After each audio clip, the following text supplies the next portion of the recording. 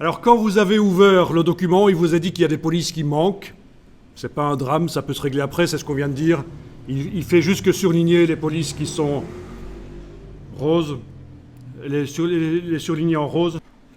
Vous avez aussi eu, et là c'est plus problématique, des messages vous disant qu'il y avait combien 12 liens qui étaient manquants. Pourquoi? Parce que le Mac, sur lequel le document a été fait, accepte des chemins longs. On peut avoir un chemin qui fait jusqu'à 32 000 caractères, je pense, c'est-à-dire que je peux faire un dossier avec 216 caractères. Là-dedans, je mets un dossier qui contient 200 caractères. Là-dedans, je mets un autre dossier. Je mets un fichier qui finalement a aussi 140 caractères. Enfin, finalement, on a des chemins très longs sur le Mac. Et Windows n'est pas prévu pour ça. C'est pour ça que quand je vous ai fourni le premier document zippé, que vous l'avez essayé de dézipper, il vous a mis un message d'erreur.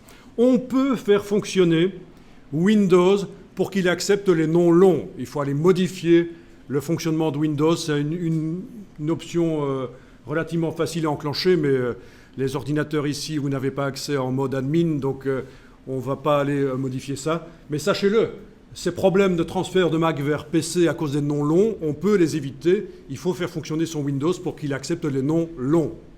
Bon, du coup, quand vous allez transférer vos fichiers Windows vers un autre Windows qui n'est pas réglé comme ça risque de foirer aussi. Hein. Vous voyez.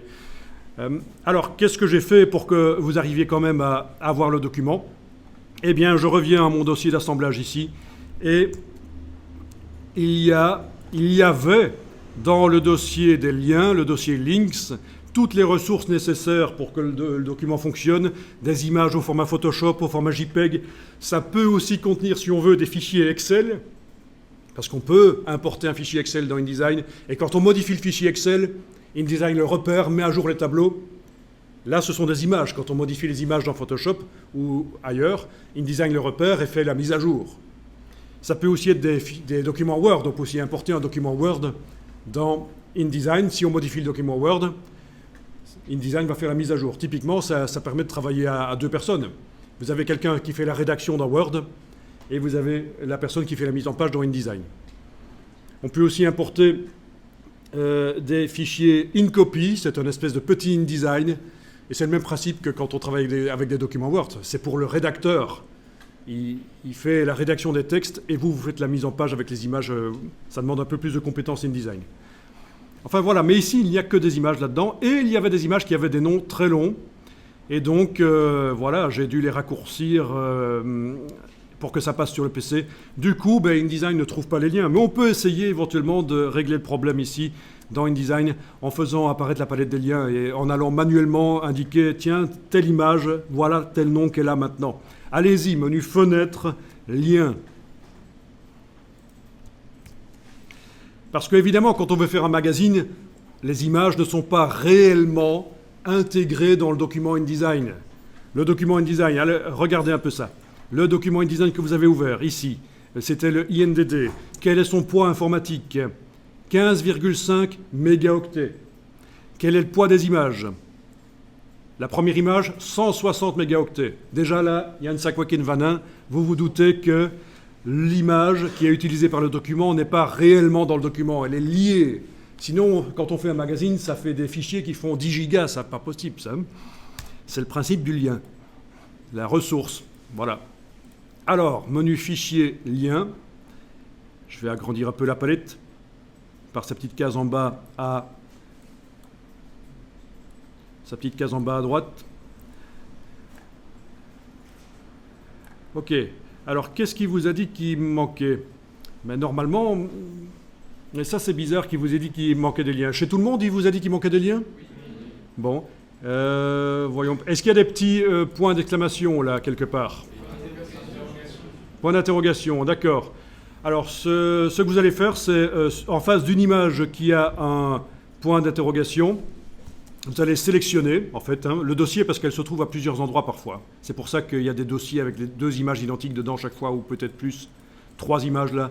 Elle se trouve à différents endroits du document. En voilà une qui se trouve à plein d'endroits dans le document. Voilà, ce que vous allez faire, c'est donc activer une des images qui pose problème. Vous allez dans le menu de la palette ici, vous allez demander rééditer les liens de toutes les occurrences de Nature Forest. Alors, de manière assez intelligente, je dois dire, je me jette des fleurs, j'ai fait en sorte, normalement, que les noms commencent de la même manière. J'ai raccourci par l'arrière du nom, pas par le début. Donc, normalement, vous allez trouver, et je suis cynique, là, je rigole, hein. Vous allez apprécier mon humour foireux à un certain moment. Non. Alors, rééditer les liens de toutes les occurrences de, dans ce cas-ci, Nature Forest.